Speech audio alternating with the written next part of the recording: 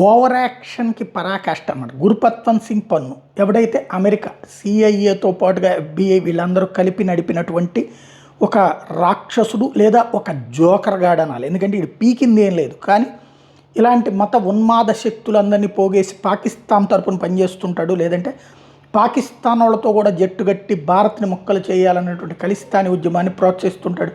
ఎర్రకోట బద్దలు కొడతానంటాడు, Indian airlines పగల కొడతానంటాడు, లేకపోతే దేశాన్ని నాశనం చేస్తామంటాడు, మొక్కలు చేస్తామంటాడు, పంజాబ్ని అది చేస్తామంటాడు, ఇది చేస్తామంటాడు. ఈ ఎదవని లేపేయడం కోసం అని చెప్పి అప్పట్లో చేసిన ప్రయత్నాల్ని ఆపేసి సిఐఏ అక్కడ వివేక్ యాదవ్ అని చెప్పేటువంటి సిఐఏ అదే మనకు సంబంధించిన అధికారిని అరెస్ట్ చేశామంటూ కథలు కూడా నడిపింది. ప్రస్తుతం అది కేసు నడుస్తుంది. ఇప్పుడు వాడికి మరింత అడుగు ముందుకేసేసి అమెరికా తరపున అని కాకుండా రష్యాకు వార్నింగ్ ఇస్తున్నాడు. ఎందుకంటే రష్యా ఇప్పుడు రోజుకి దాదాపుగా 50 లక్షల బ్యారెల్స్ ఆయిల్ భారతదేశానికి ఇస్తానంటుంది. తద్వారా దాని 10 ఏళ్ల పాటు ఒప్పందం. అట్లాగే భారత్తో మంచి సంబంధాలు మెయింటైన్ చేస్తుంది. దాన్ని దెబ్బ కొట్టేటటువంటి ప్రయత్నం చేస్తూ రష్యాకి వార్నింగ్ ఇచ్చాడు.